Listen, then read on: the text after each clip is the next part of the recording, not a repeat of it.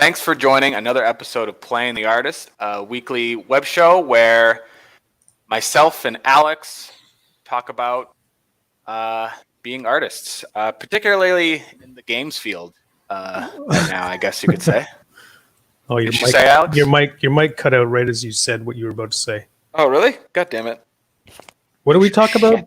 We talk about like game art, I guess, or being game artists, I suppose. Yeah, not just video game artists neither, but like actual physical sort of.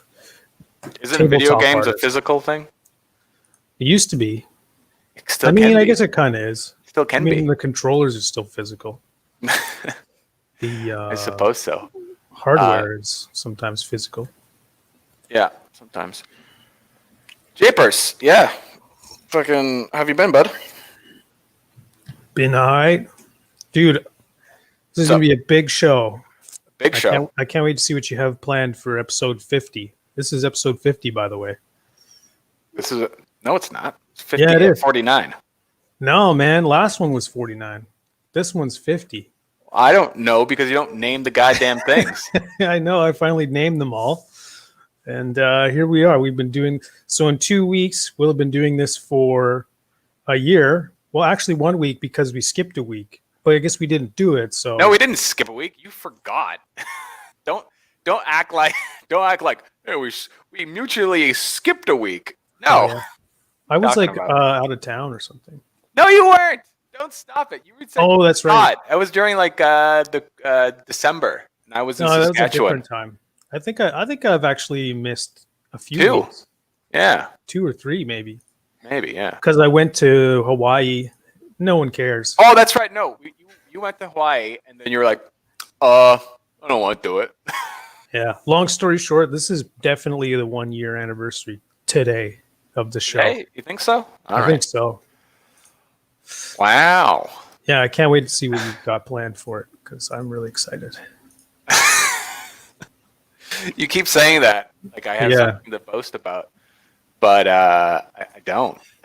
I'm just modeling away and ZBrushing and 3D printing, and that's about it. Yeah. Just, I'm really trying to like. I'm taking your advice. I'm kind of hopping around pieces. Like I'm not focusing on. I'm not like focusly putting all my focus on one piece, and then it kind of gets draining after a while, and you kind of lose a little bit of ambition. But I find if you go to another little piece or whatever that's still in the same realm, it's still a part of the big picture, that sparks up more creativity, and then you're like, oh, let's go back to the other piece that we need to finish up, and I find that there's a little bit more enthusiasm to be had on the piece. Yeah, so I totally vouch for that idea. I didn't used to, because I used to think that, man, I can't wait till I can just focus on one piece. Because like you get to school, you go in school and they give you 1,000 assignments, and half of them are really stupid that you hate. And it's like feels like a waste of your time because you just want to do the stuff you want to do, which makes sense. And then you get to work, and then same thing. They give you multiple tasks sometimes. And then you think, man, I just want to focus on the thing I'm doing. But when you do your own thing, and you're planning this big project, and you're the one that needs to design everything. And it's like sometimes I think those designs, like you have a good idea at the start, and then you start doing it, and it's still a good idea. It's just that like needs a little bit more thought to really finish it off. Yeah. And when you stop and start working on other things, and you hit that point where you're just noodling, that's when you can like. A lot of the time is when I have a good idea for the other thing it just takes time sometimes. You don't, and like if you're the only one working on it, you don't have an art director or some like other artist like you would in a studio who would come over and say, "Oh, what do you think about this, blah blah blah." Good. Even sometimes bad ideas give you a good idea. I mean, or sometimes they have actually good ideas too. Sometimes. Yeah. Sometimes you just gotta step back and get a new perspective, right? Yeah, man. So like you wake up in the morning and you have an idea sometimes. First thing in the morning. Usually first thing in the morning. No, I find that what's that? Did they tell you this during college? Like always, like literally step back from your scene. Yeah, I think so. You know what I I think mean? so. And actually, 'Cause like when you're kind of look at it like this small instead of being this, close in front of it. yeah, then you see the students and their faces are like when they're working, they're like right in there. Yeah, but they're like working on like one eyebrow, Yeah. on a character, and then like then you zoom out and it's just a blob of mush. Oh, Jesus Christ, you suck. Yeah. You know. Yeah. Yeah, it's funny because when I graduated, I never particularly thought I was that good compared to a lot of people, but I had, I guess you could say my on each of my pieces I graduated with, there was like a consistency of like detail. Like my more detailed piece had a consistency amount of more like equal amount of detail compared to like my other pieces. Like I had some other scenes that were like, I guess, just not as good. I feel like consistency was like kind of there, and I feel like that kind of it helped a lot. Sometimes when a scene or a project, if there's something that's like clearly that's like, oh, you did this good, but then everything else is kind of mush. It kind of renders itself kind of weird. It's kind of like watching a movie and there's only one good scene. They put all their money in that one good scene instead of like spreading it out and kind of evenly and being like, oh, this whole thing is nice, instead of like, okay, we spent all the money on this scene where we blow up the bridge and then everything else is mush, right? Yeah. I don't know why, but I really like saying mush these days. Mush. Just mush. Okay. You say mush when you feel it. This is a weird angle. This makes me feel even more like you always joke about my bare white walls in my empty apartment. This feels, I'm looking at the screen. Yeah. It's just like, oh yeah, that's right. It's just fucking super tiny empty apartment. And I feel like you're yelling at the monitor because it's like further away. Oh. I've been working on my neck beard, as you can see. Beautiful. I know. That's what Kickstarters are made of, is neck beards? Neck beard sessions. Yeah. Get closer here. Oh, I've been also I've been playing more video games. Oh, that's great. Yeah. What are you playing? Mordor? No, it's that medieval game. That Mordhau? Yeah, Mordhau. Yeah. Yeah, I have that game. That game's fun. Yeah, they made a bunch of updates and they got new maps and they changed some mechanics and stuff like that too. So it's I would say it's more balanced. I still think there's some stuff they could change, but it's definitely more balanced. Okay, I remember the play in that game was to buy the cheap swords, good armor, because people die. And so you go out there on the battlefield and people like spent their money on their big swords, but then they die and leave them there. So you like go and like you spend all your money on the armor, go pick up the epic swords that inevitably show up. Well, you can like unlock all that stuff. That's it's pretty cheap. Like I pretty much unlocked everything. It's pretty cheap. My move is I got this character. Sorry to go off tangent here. We're supposed to be talking about art and games, but I have this character. I called him Shitboy. And Shitboy has a smoke bomb, a fire bomb, and a med kit. And what I do is I kind of just like throw the smoke bomb into crowds, like even my own teammates, just to make havoc, right? And I'll just throw my fire bombs into crowds, even my own teammates, just to make havoc. And then I drop to be like, sorry about that. I just kind of drop a health pack, so people like my teammates that I fucked up, they can heal themselves. And then I put all I have no armor, and I'm just naked running around, and I put all my points in like dodge and all these like little side things that kind of benefit me if I get a kill. And I just run around and like pick up a weapon, either throw it at somebody or just like start swinging like a madman. So that's my move. Does it feel effective, or does it just feel like you're a fun asshole? Both. It depends though. Like if it's like really tight areas, he doesn't really shine that well. But if there's a little bit more open areas and there's like a lot of little pockets of action, I just kind of run around and just kind of goof on people and just have fun. And I'm but anyways, cool. But Yeah. I'm doing good. I'm in high spirits. I've been eating well. I've been trying to stay off the sugars, and I find that that's given me a lot of like energy throughout the day to like, pay attention to what I'm doing. Like today, I got up at 5 o'clock in the morning. I made myself a nice breakfast, and I got an hour of work in this morning. That's good. I might do some extras today, but we'll see. Might as well. I'll probably end up doing it, but I did it yesterday, but I'm just kind of playing it by ear. So I think some days you're like, okay, I gotta get this done, and then some days just fucking chill out for a minute and kind of play it by ear. You can't always be super. I don't work well when I'm robot mode 24/7. You know what I mean? Yeah, because then there's a certain point. It's kind of like it plays in with the crashing. Like I've talked about crashing so many times in this endeavor, right?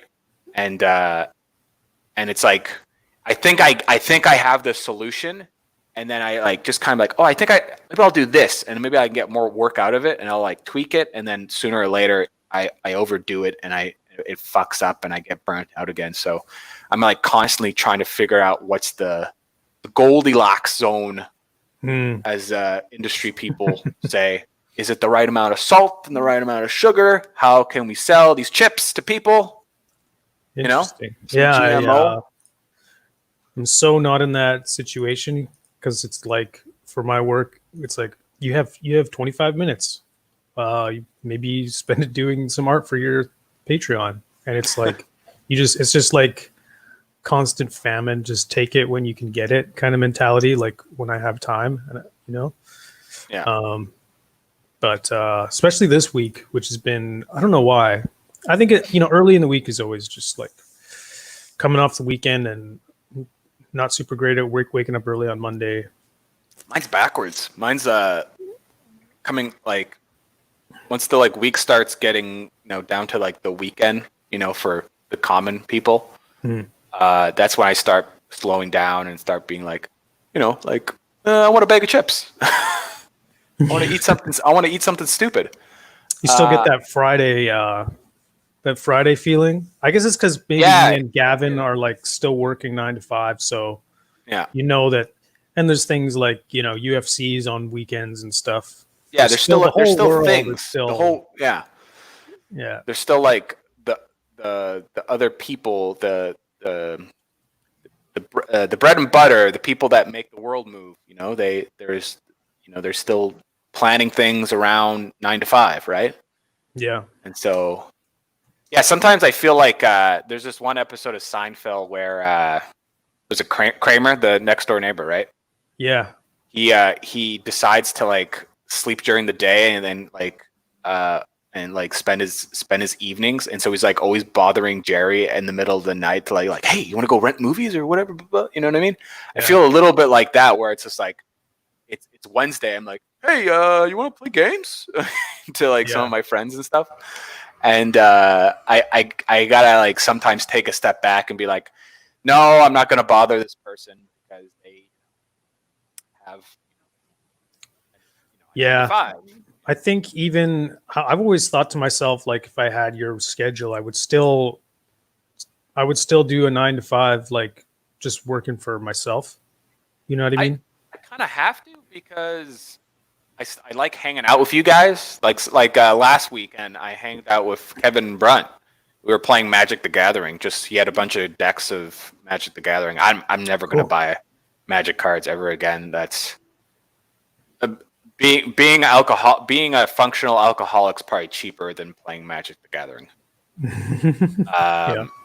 Yeah. I remember one time I spent like $80 on a deck of cards. Like I built a deck, and it cost me $80, and I was like, oh my god, that's terrible. And then when I was playing Magic the Gathering with Kevin last week, he was saying like he stopped after he spent like over $300 on a deck. Amazing. So that's 60 crazy. So like 60 pieces of paper, little pieces of paper. Yeah. Right. He spent over $300 on to play because he wanted to play against, like he wanted to like beat his friends essentially at a card game. And I was just like, oh my God. Man, you think like those Kickstarters, those like 3D printing Kickstarters that are like $100 is kind of expensive, and then you compare it to Magic cards, it's like, nah, it's a great deal compared to Magic cards. Yeah, that's a good point. And you can print as many as you want, and you don't have to. You can share them. You can print for your friends or something. Yeah, totally. I think the whole thing about I see all these like Kickstarters for like 3D printable stuff and stuff like that, and I don't see people printing everything. You know what I mean? There's like so much stuff, and people back multiple 3D printable things. You know what I mean? So I think what it is, I think it's kind of people see something and they see it's like an individual thing, and they're like, oh, this is a cool thing, and there's a couple of cool things in it, and it costs like fairly cheap, and they're just like, yeah, I wanna partake in this thing because I wanna, like, I don't know, it feels it still feels very grassroots. You know what I mean? There's a sense of like, I'm going to support this person that made this creative thing. It's very I don't know. It's a niche market. So the people that are into it, they're like, oh, I want to support this thing because I really enjoy it. So they spend their money on these Kickstarters. Yeah, I wonder how much of it is that. Like, is it this charity feeling like, oh, I'm helping out an artist, I'm getting some cool stuff. Yeah, I think, but I don't necessarily need all this stuff. Yeah, I think there's a good chunk of that. For my feeling, anyways. Well, like some of these are so massive, like the amount of models you get, like you said, like to print them all would take you a year. Yeah, there's like what's that one? Who was it? Titan Forge. They like made like a game, right?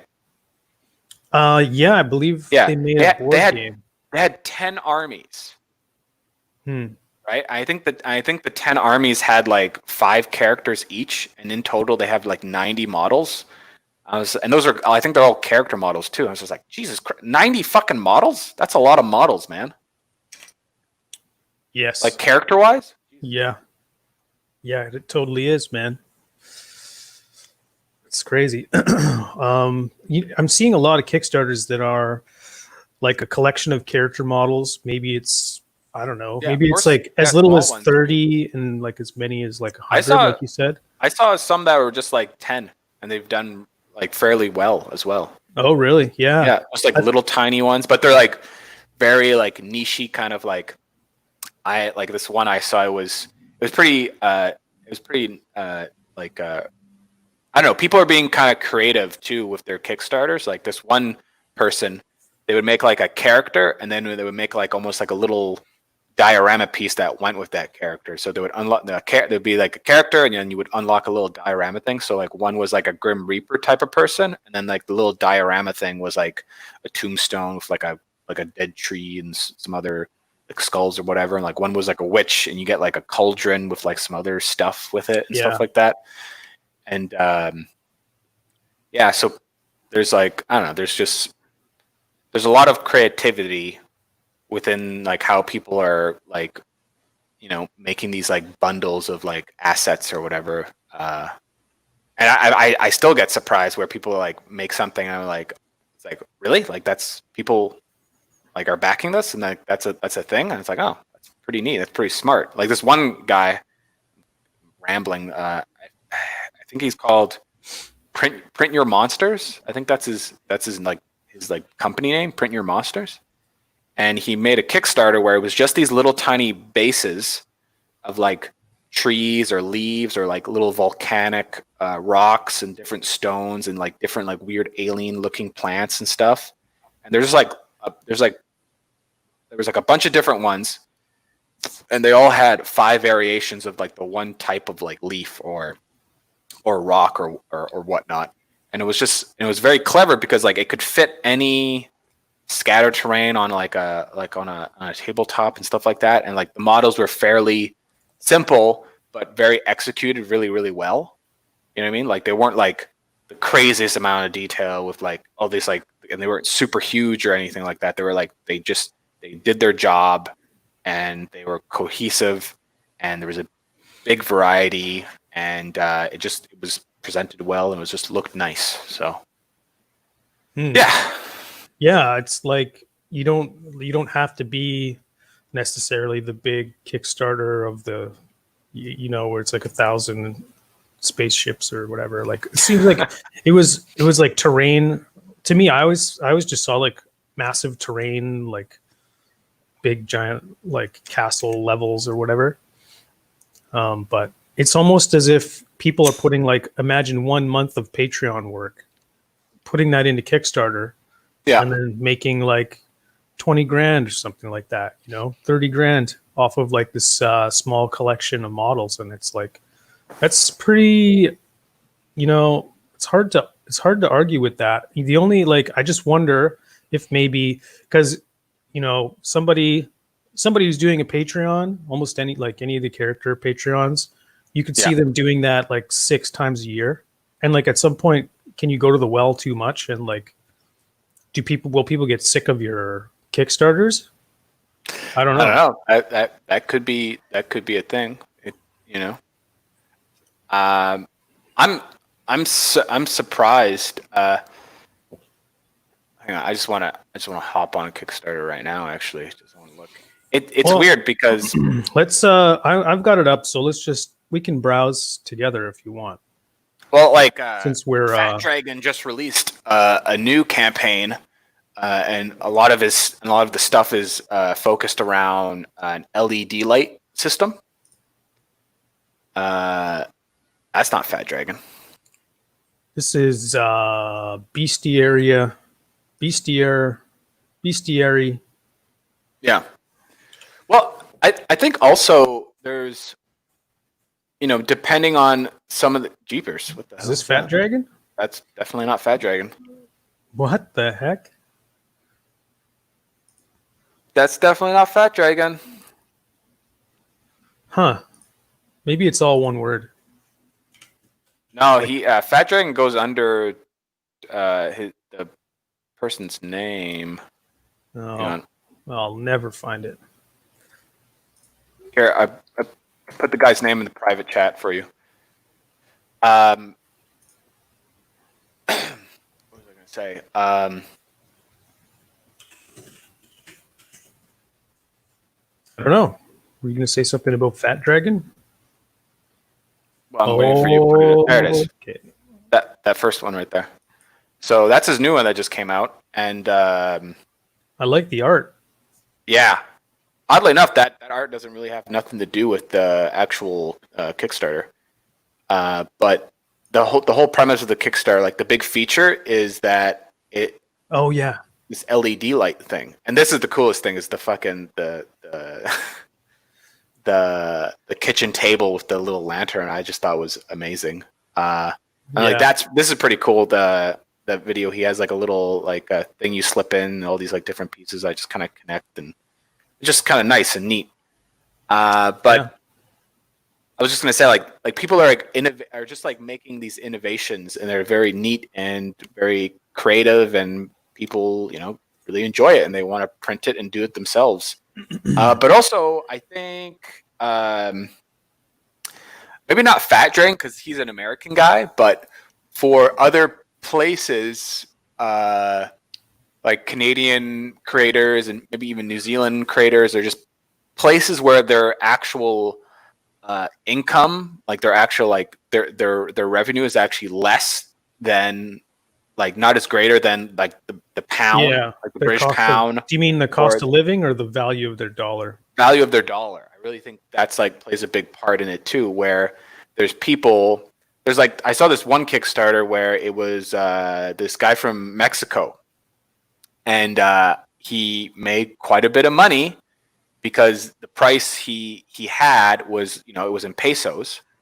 And so I assume he probably had like a bunch of people that that were like American and maybe even from Europe or the UK, and they probably saw the price, and I'm pretty sure the price was like something ridiculous. It was like like for him, he was making probably like 50 pesos, but for an American, that's like what, $10 or something like that. Yeah, something ridiculous. So he's making it out there like a bandit, and that's one of the reasons why my Kickstarter, I think, did fairly well. Was I actually probably undershot myself? Undershot myself? That's not a saying. Underbid myself because I was kind of like in the mindset of like Canadian currency, and I didn't know how I was going to get so many Americans. Even I think everybody is used to paying American dollars too, because this is like, it's all digital, it's all online, it's like the global market. That's true. Yeah, that's true. And but the thing is, like, it shows Canadian dollars for me, but for everybody else, it shows their currency, like in their currency, right? So yeah. So I assume a lot of people saw like, oh, look at all these fucking models for, for $25. He's bundling in his old work here, right? Yeah. People do that a lot, which I'll probably do as well. My next Kickstarter, not the one I'm working on right now, but the one next after that. Because they don't really fit together. Shit.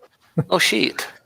That's a crazy fucking thing. A spider ramming spider thing. It's like a ramming. What are they called? Ramming.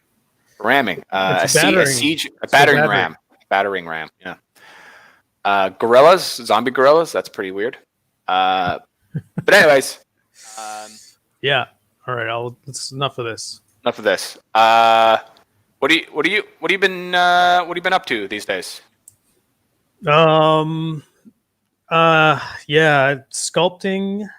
Sculpting when I can. It's been, I try to post on, I've been bad. I missed 2 days on my, because I try to post on Instagram every day, something. I haven't posted today yet.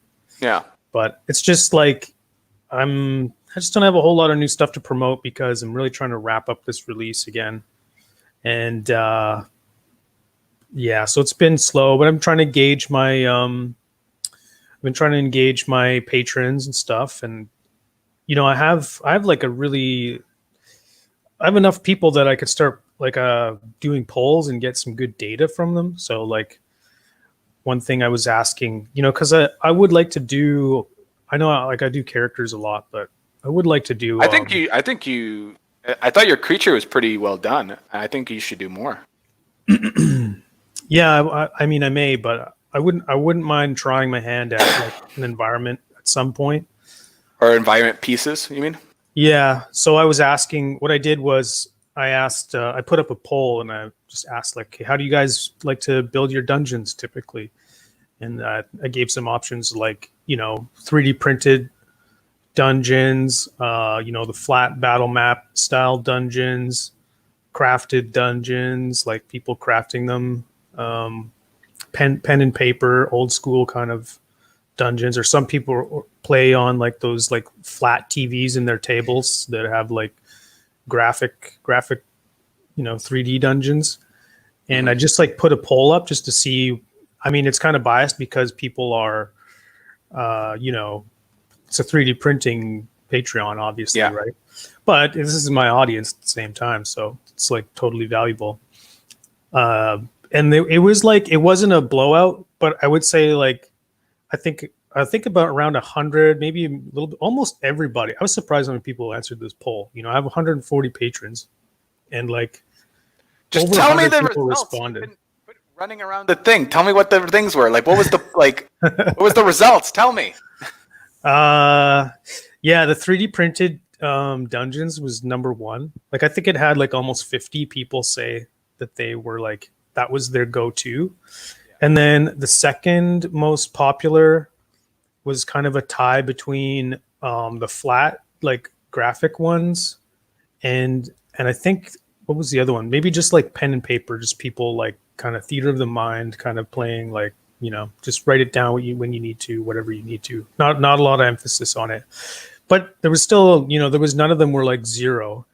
All of them, I mean, people are playing in a broad variety of ways, but yeah, it was cool to see that like the dungeon tiles is alive and well, and people are like finding the time to print dungeon. It seems crazy to me because like I can barely keep up with like my own Patreon and like my friends. Sometimes I'll paint a model of my friend's model or print one of my friend's models or something like that, but not often, right?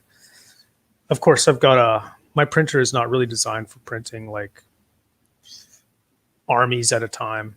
It's that's really like what I'm really excited about resin printing is like being able to print like just like a sheet of characters all at once. And that's probably how people are able to keep up with these Patreons and Kickstarters that are like 90 characters is like if you get them once they're supported, you can just print like a dozen of them in one. That's something you better offer, by the way. Once you get a resin printer, is pre-made supports. Yeah, I will. Some people are like, I asked a few of my patrons about it, and like, well, the ones that are printing in resin, they're like, if you don't try until you've gotten your resin printer because that's what I mean. They're really specific about what they like and don't like in a pre-supported model. Okay. And some people, even though you give them, like, I'll have one patron, this one guy, Toby, who is like really quick on the ball, and when I upload a model, he then goes and uploads his supported version of that model, and other people will use that. Okay. But then there's certain people that are like, no, I'll support my own, thanks. Like they really have their own method. Just offer both. Yeah. Well, I'll definitely. I mean, I'm gonna have to slice mine up and support it anyways. So there's no reason not to offer that.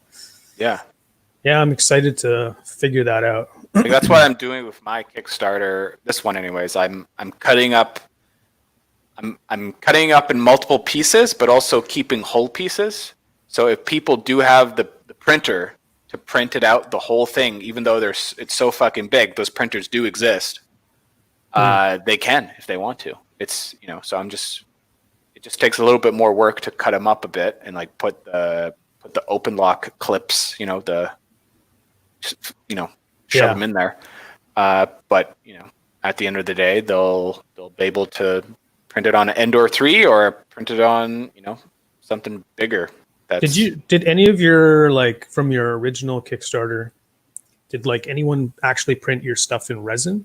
Is that a common thing at all? I saw one person print a free model when I was doing promo models in resin, and he made it a lot smaller as well. And he said it printed really, really nicely.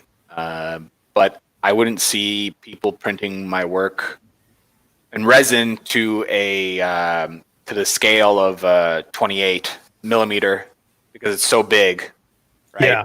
And I don't like put a hole. I don't model them with a hole in mind, right, or something like that. So so it wouldn't be really good for resin because they're so big. Yeah, I think there's like software that can hollow it out and add a hole, but I don't know. I really don't know. It's a whole new ball game. For sure. So we'll see. But yeah, that's all. That's my week. That's your week. Pretty uneventful. Yeah, my mini factory is still really slow, but slow at what? Just slow at making sales. I think I've sold like 2 or 3 models, maybe. Fair enough. It's like almost nothing. So I don't know. I'm going to talk to Alistair and see if we can run a sale or something like that, because it's not even, I mean, it's only the first month, but it's not making its money yet. But to be fair, my website. Also, how many followers do you have on your My Mini Factory? I don't know, but I do have.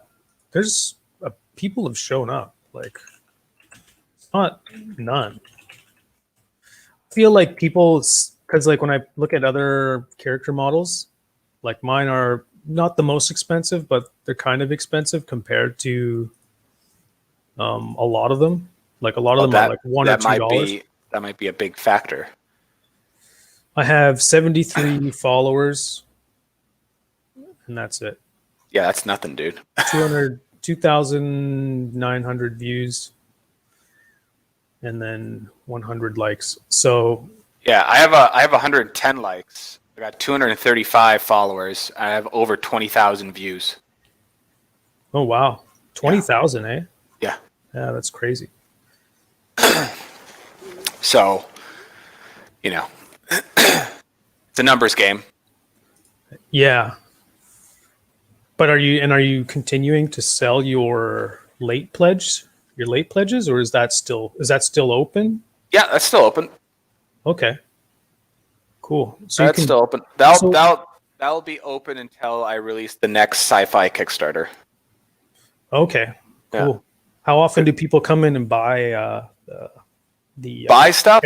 The District 0012? Trying to think here. I guess I could look at my stats. Hang on a second. I guess the campaign stats. Is it my library or setting? No. Gosh darn it. Hang on. Where does that exist? Settings. There we go. Campaign. View it. Okay. We got. That doesn't seem right. Oh, here we go. So 16 people got the core set, and then 29 people got the all-in set. That's from your campaign, though, right? Or is that from after? That's from late pledges. Oh, that's cool. Yeah, and then a couple sales on the add-ons as well. And then also 13 people upgraded their core set as well.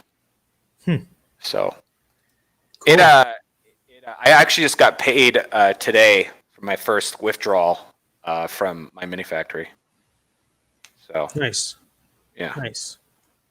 But it wasn't that much. It was just a little over $1,000 US in 3 months. But it's my first, it's my first Kickstarter.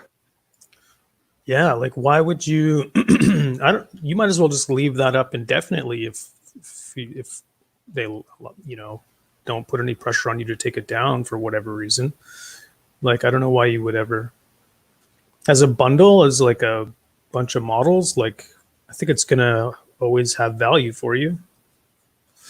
I would take it down because I would have it bundled in to the next Kickstarter. And the next Kickstarter will have a late pledge. And then the late pledge will also have District 001. Sorry, District 0012. And you don't want people to see, oh, I could buy this. But if you say you have your next Kickstarter, whatever it is, District 0013, and then stupid.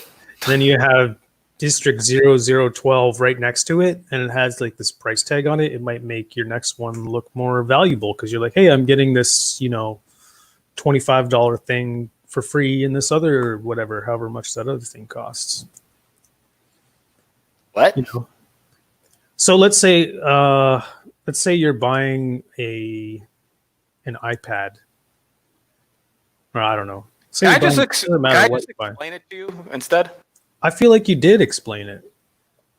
Well, no. I understand that you're bundling your current Kickstarter in with your next one. Not this one. The next year's one. Yeah. My next sci-fi one. That will be bundled in with that one. Yeah. Right. Yeah. And and I already have a good chunk of the models already, like individual bundles on my mini factory for a higher price. The whole idea for like the late pledges is it's a little bit of a discount at a bundled thing, right?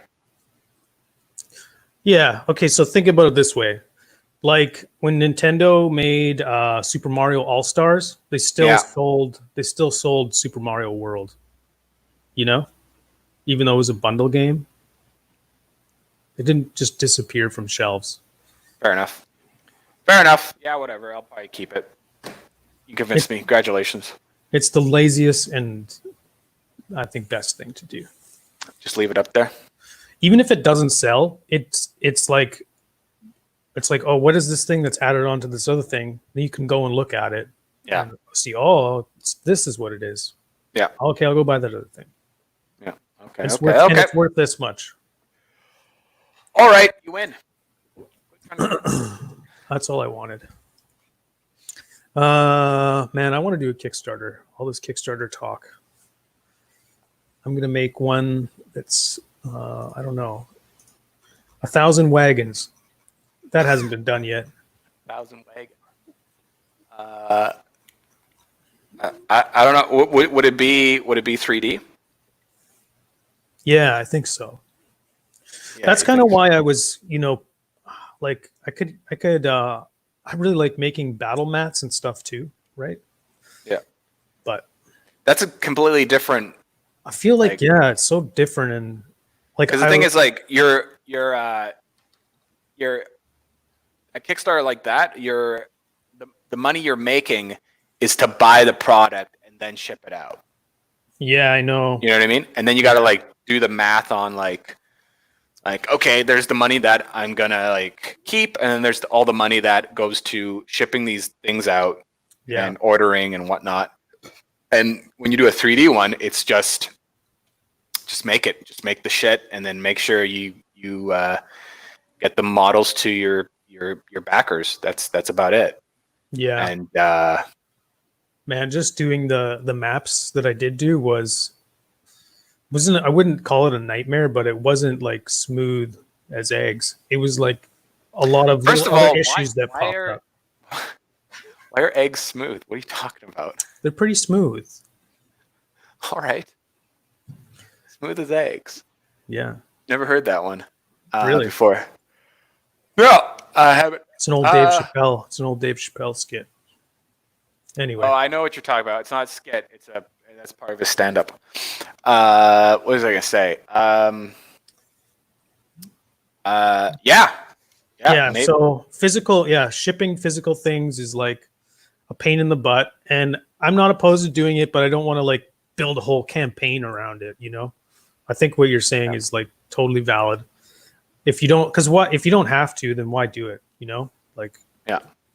And also, like, I want to make stuff that can interact with my Patreon, like for sure, 3D printed models and more 3D printed models. So, I'm not opposed to one day doing a Kickstarter that's more of a physical based thing, but I feel right now there's still an audience to make with 3D printable stuff, and I think so too. Yeah, it's on the rise. More people are getting them every day. I think people enjoy it as a hobby. Yeah. And the other thing is like there's like I can see there's a growing there's so many vendors. Like every Patreon has like printer vendors, and some of them are getting really big. I had this one guy who's just got, like I think we mentioned it before, a warehouse of resin printers. Jesus. Just like stacked up, and then there's print on demand services that will like the other thing I'm doing, and he's like, yeah, we'll fulfill a Kickstarter for you if you want to. And I don't know what does that mean, fulfill a Kickstarter? So let's say you do a Kickstarter and you want to offer a tier where it's like all my minis in physical form instead of printed form. Yeah, they'll do all the printing. They'll do the printing and shipping for you. Goddamn. At a price, obviously. I mean, you gotta cut them a little piece of the pie, but you would have to do that regardless. I mean, in any way to do physical, you can't. No one can do that autonomously. unless you are one of those people who has the warehouse.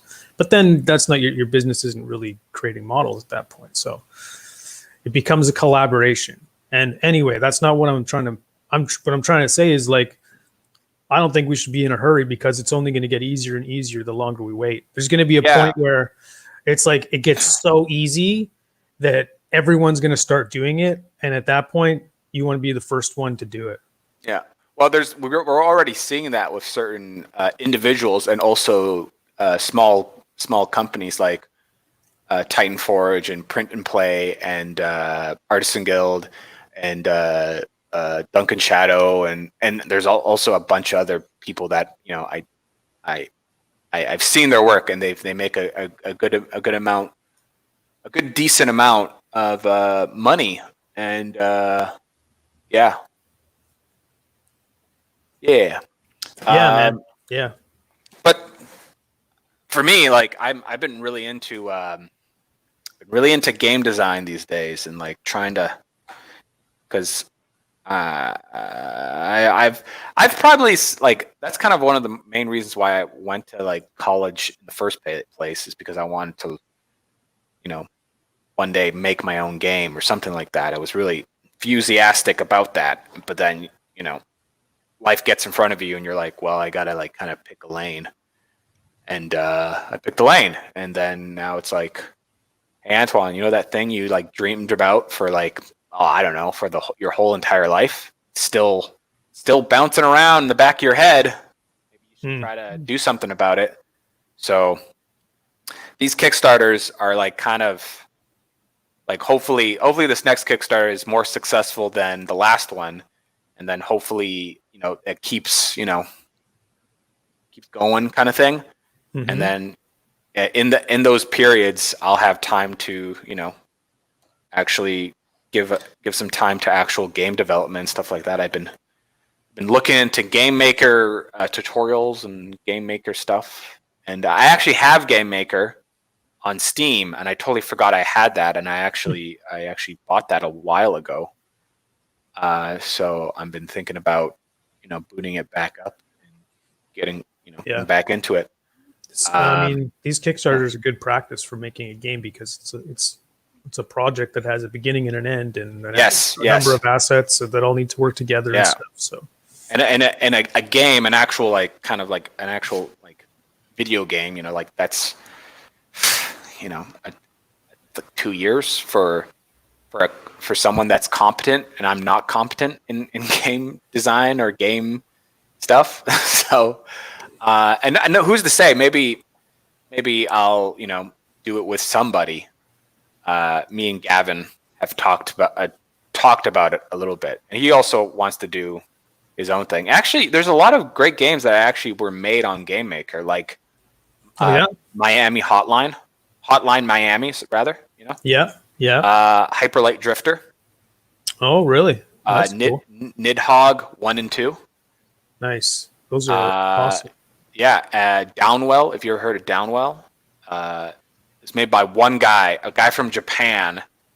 He was an opera singer, I'm pretty sure. He was an opera singer, and he got a scholarship to go to like an art school for opera or whatever, but he decided to change it up and make a video game, and he made this game called Downwell.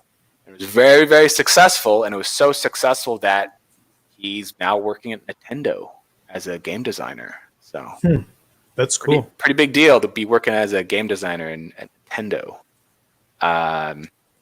So that's amazing. That's awesome for Nintendo, man, that they will just recognize a good game designer and hire them to do that for them. Yeah. Like I don't see that. I don't see that happening in North America. It's like, well, oh, you designed a game, sure, but what's your resume and all that? And I think it would have to be a lot harder for somebody to do that. If somebody in the West made a game and is very successful, they would probably be like, fuck that, I'm doing my own thing. Yeah. Well, in a way, I guess it happened with Minecraft, but Minecraft had to be like a colossal success for that to happen. Like, also Minecraft was released before it was finished, and it was like slowly got built on. You know what I mean? Yeah. And it wasn't like, oh, here's a game, and then it got released, and then it was really big. It was like a constant fucking grind. It was a slow burn for a while. Very slow burn. These, it's overnight success stories or not. Well, let's be honest, that was not an overnight success. Yeah, I know. It seems like it might be, but it's really not. No. Things that seem like an overnight success are usually in the background, for years and years and years of someone like crafting something and like really trying hard and really like honing their skills and stuff like that. And then they show it to the world or show it to their field or whatnot. And they're like, oh my God, this is the greatest thing since sliced bread. And this person is, overnight success. It's like, nah, that person's probably been, making music or making games or making art for like, 20 years and nobody gave a shit. Yeah. Until he actually figured it out or whatever. Yeah. But not to say that there is people that do get overnight success. But that's like, I don't know. That's like people that are memes and they somehow make it internet famous for a year. You know what I mean? That's like overnight success. But yeah, well, fuck, dude, I'm losing some steam here. Fucking talk about something. Well, it's almost time to wrap up anyways. So, and I don't really have much else to say. Maybe what's your plan for the rest of the week? Just focus on content, try to figure out something to post on Instagram every day. Yeah. But I don't know what to do. Maybe I'll do post some old work or something. I don't know. Yeah. Fair enough. Or my cards. I can always post cards, but like, I don't know. I don't like posting the same thing like day after day after day. Yeah. But it's not a very like, it's a work week. This is a work week for me. And I see. how about you? I got another thing. I got a 3D print, and I almost finished blocking out 2 models. So one of them has to, start getting ZBrushed sooner or later. So hopefully by time I talk to you next Tuesday, I'll have something. I'll have a little bit of things in ZBrush worked out. So we'll see. Or I'll just keep making, stuff. I'll just keep making stuff. There you go. That's about it for me, man. Yeah. Cool. I feel like eating chips. That's what I feel like doing. Sam and I had a bag of ketchup chips the other day. It was very good. Old Dutch. I think Old Dutch used a little bit of salt and vinegar or flavors in their ketchup chips. I think there's vinegar in ketchup regardless. Is there? Yeah, maybe. Yeah. Anyways, we'll stop this engaging discussion about ketchup chips. Sure. And we'll wrap this thing up. Oh, thanks for joining another episode of Playing the Artist. If you want to help out the show, leave a like or leave a comment. Tell us that we're awesome and that we're the best thing since, sliced bread, since that's a recurring thing. Which wasn't an overnight success either, sliced bread. I'm pretty sure it was. No, apparently when it first came out, people were like, oh, this is stupid. Give me my old bread that's been, I just want a loaf of bread. And it wasn't until Wonder Bread came out and started marketing the sliced bread that it actually became a success. But the guy who invented it was long dead. The guy that invented it. Well, no, because like the bread would get stale quicker. That's why. Oh, maybe. I don't know. Yeah. And Wonder Bread has a bunch of like preservatives and dog shit in it, so it's like yeah, for sure, like you can slice it because it stays mushy all the time, regardless of being sliced. But anyways, subscribe to us. Hit the bell icon. We do a show every Tuesday at 8:00 Pacific time. Alex, where can we find you? TigerSkullRPG.com as well as Patreon.com/ Tiger Skull RPG. Yeah. You can find me on the Instagrams at Forbidden Prints, or you can go to My Mini Factory or Thingiverse. And if you're a 3D printing enthusiast, you can download some of my models for free and print them. Might as well do it. But yeah. Okay. So that's about it for me. All right. Anyways, maybe I might see you this weekend. Who knows? Maybe. Yeah. Say hi. We might have to do a bad movie night, actually. Maybe. Or no, you said this week you're working the whole time, aren't you? There was a movie I really wanted to watch, though. Say it. I'm trying to remember what it is. I sent it to Gavin. Oh, all right. Ask Gavin to send it to you. I think Gavin did. But anyways, I'll catch you in the next one, dude. I gotta take a piss. Okay. Bye-bye. Bye now.